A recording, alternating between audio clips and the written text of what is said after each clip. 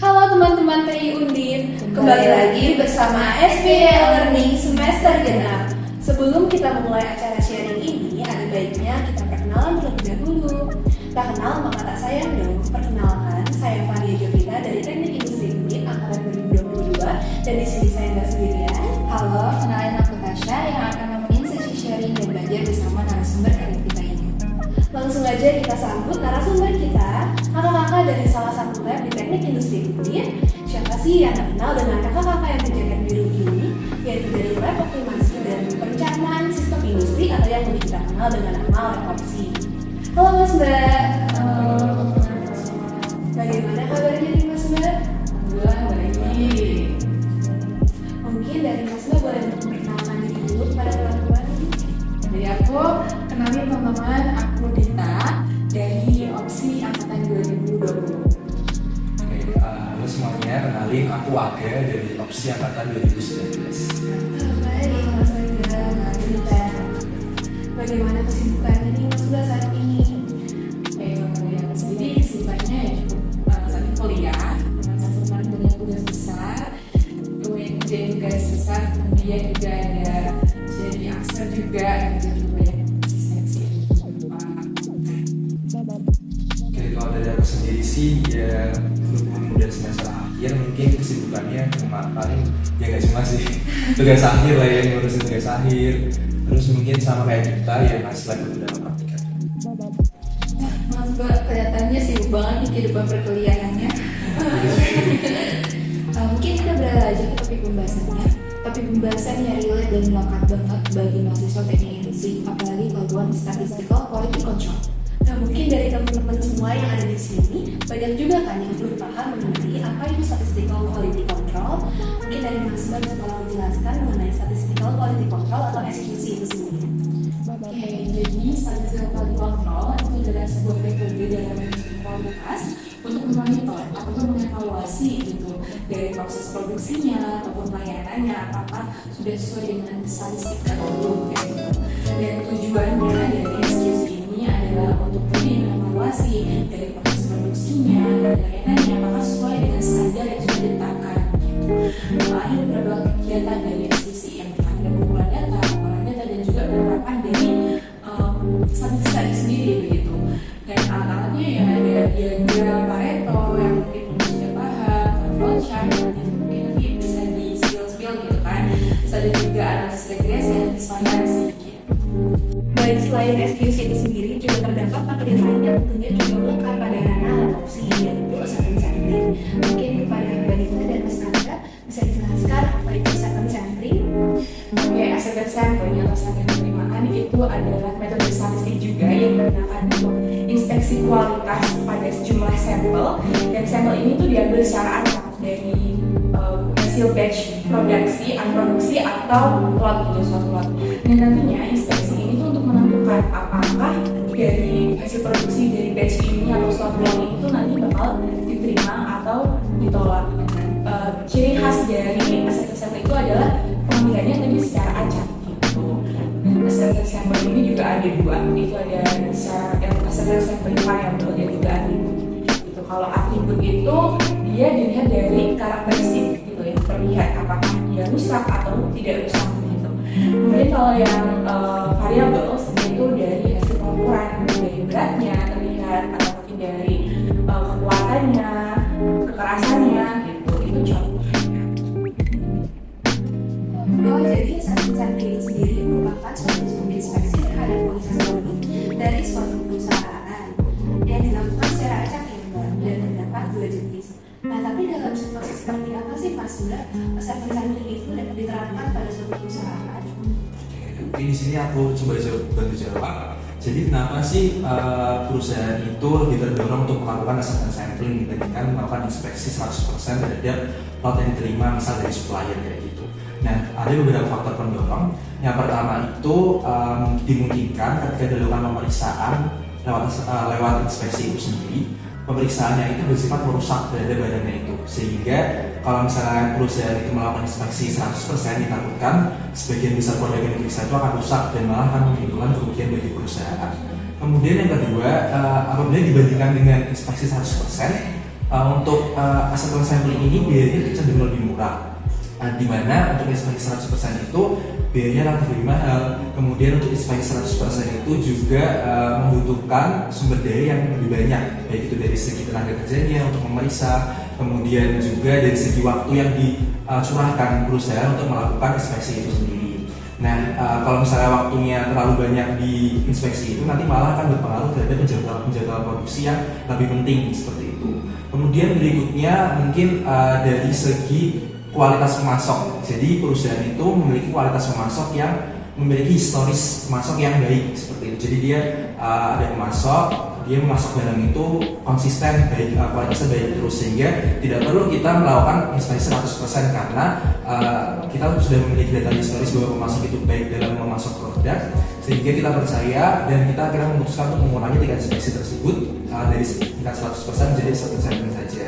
Kemudian mungkin bisa juga dari pemeriksaan barangnya itu relatif banyak sekali, tetapi diindikasikan bahwa dalam pemeriksaan itu memiliki tingkat kesalahan yang relatif tinggi, sehingga ditakutkan nih kalau misalnya kita inspeksi 100% malah kita banyak melewatkan barang yang cacat seperti itu. Jadi cukup dengan sampling saja.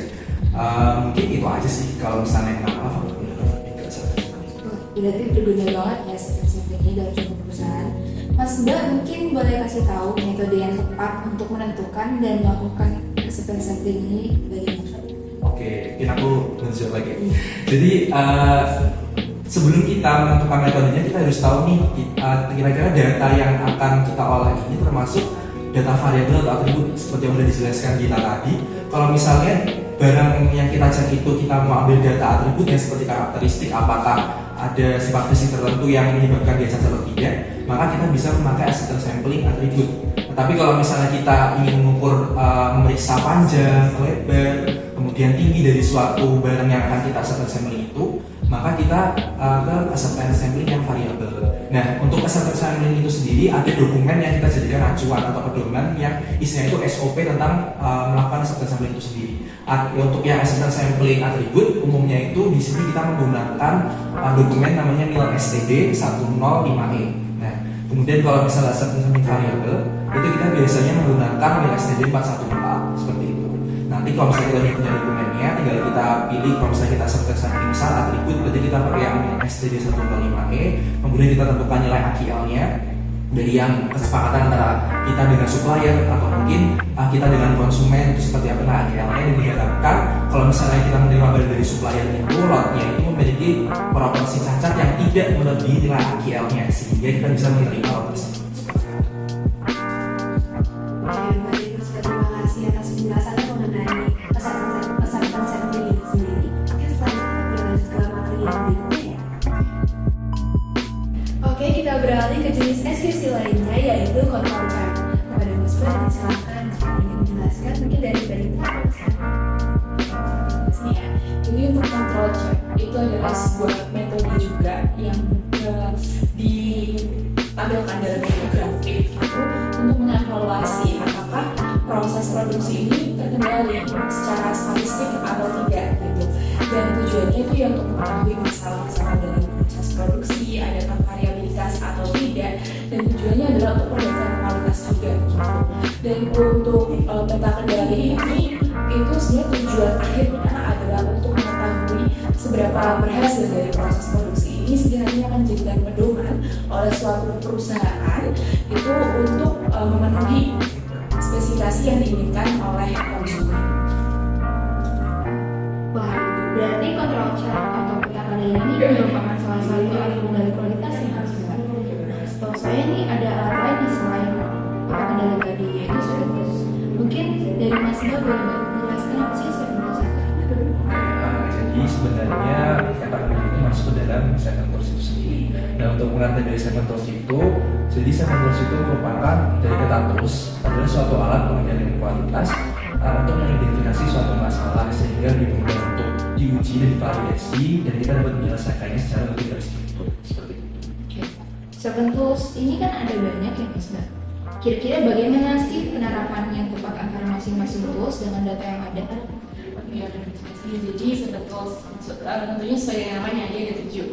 Yang pertama itu ada check sheet, itu lembar pengamatan untuk pengendalian kualitas. Kemudian yang kedua yaitu ada school diagram, yaitu untuk mengetahui sebab-sebab dari suatu masalah atau variabilitas yang terjadi di suatu proses produksi gitu. Kemudian yang ketiga yaitu ada diagram Pareto. Diagram Pareto itu adalah kombinasi dari grafik kolom dan grafik baris, tujuannya untuk mengetahui masalah utamanya apa, kemudian perbandingan antara masalah-masalahnya dengan keseluruhan, kemudian juga membandingkan masalah itu antara sebelum dan sesudah perbaikan gitu. Kemudian ada juga histogram. Histogram itu adalah suatu grafik yang digunakan untuk melihat distribusi dari data-data yang berbentuk angka begitu. Kemudian ada juga scatter diagram, itu untuk membandingkan dua data. Dua data ini nanti dipetakan dalam suatu grafik gitu, nanti dilihat sebab-sebab atau mungkin hubungan sebab akibatnya itu seperti apa. Kemudian ada juga chart, itu suatu grafik stratifikasi juga yang digunakan untuk mengetahui penyebab khusus dari suatu masalah begitu. Kemudian nanti yang terakhir itu ada control chart yang sudah disebutkan semua. Ya baik Mbak, dari Seven Tools itu sendiri aku pernah baca-baca terdapat 2 versi, yaitu versi lama dan versi baru. Mungkin dari Mbak Mas bisa tolong menjelaskan untuk perbedaan dari versi lama dan versi baru itu sendiri. Oke, jadi sebenarnya ini bukan versi tapi kayak lebih ke penggunaannya. Jadi Seven Tools dan New Seven Tools itu memang kalau New Seven Tools itu kan baru ya untuk Seven Tools, kalau misalnya dari segi penggunaannya itu sendiri. Jadi sebenarnya untuk Seven Tools itu sendiri lebih digunakan untuk alat pengolahan datanya secara statistik. Sedangkan kalau misalnya New Seven Tools itu lebih digunakan kepada pemetaan masalahnya secara terstruktur. Sehingga eksplorasi dengan Seven Tools itu sendiri lebih bersifat kuantitatif, sedangkan untuk yang New Seven Tools itu lebih eksplorasinya kepada yang bersifat kualitatif seperti itu. Baik, setelah mengenal berbagai jenis SQC, aku juga ingin bertanya nih Mas Mbak, dalam proses SQC itu sendiri apakah memerlukan biaya tertentu? Oke, nah dalam kegiatan SQC itu sendiri diperlukan perusahaan itu mengeluarkan yang namanya biaya kualitas. Biaya kualitas itu sendiri merupakan biaya yang dikeluarkan sebagai bentuk pengidentifikasian, pencegahan atau mungkin perbaikan dari kualitas produk yang buruk seperti itu. Nah untuk macam-macam biaya kualitas sendiri itu ada 4. Yang pertama itu ada yang namanya prevention cost. Prevention cost itu diambil dari kata prevent, jadi dia itu dikeluarkan ketika proses SQC itu sendiri dilakukan sebelum proses produksi. Jadi untuk pencegahan produknya itu biar nanti ketika proses produksi itu tidak terjadi kesalahan sehingga kualitasnya akan buruk untuk produknya. Nah kemudian yang namanya appraisal cost, itu biaya penilaian. Nah biaya itu sendiri dilakukan atau dikeluarkan ketika produk itu diproduksi atau setelah produk itu diproduksi. Jadi untuk mengevaluasi atau mengaudit produk. Kemudian ada yang namanya biaya internal failure cost. Nah, biaya itu dikeluarkan ketika semisal nih kita udah produksi tapi dalam outputnya itu ternyata produk kita tidak sesuai dengan spesifikasi dari konsumen, sehingga ditakutkan akan membuat konsumen itu merasa kecewa. Jadi sebelum dikirim ke konsumen udah ketahuan dulu kalau misalnya produk itu data cacat atau mungkin tidak sesuai dengan spesifikasi. Jadi perusahaan harus melakukan rework, scrap dan lain sebagainya untuk memperbaiki produk tersebut. Kemudian terakhir ada namanya external failure cost. Jadi external failure cost ini dikeluarkan ketika misal kita udah ngirim barang ke konsumen, terus kalau misalnya dalam ekspedisinya atau selama distribusinya itu terjadi kerusakan, nah misal kayak yang membuat konsumen itu merasa kok tidak sesuai dengan apa yang aku pesan atau gimana, nah itu berarti kita harus mengeluarkan biaya yaitu external failure cost dalam bentuk misal biaya return atau garansi. Nah itu salah satu jenis external failure cost setelah barangnya sampai ke konsumen tapi mungkin tidak sesuai dengan harapannya.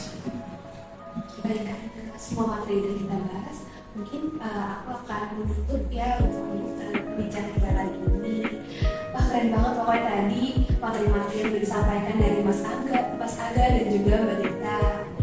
Tadi dapat aku simpulkan itu ada berbagai jenis SQC, dimana yang pertama ada assessment sampling, lalu juga ada control chart, dan juga ada Seven Tools. Selain itu kita juga udah membahas mengenai quality cost atau biaya yang diperlukan untuk proses SQC diskusi itu sendiri.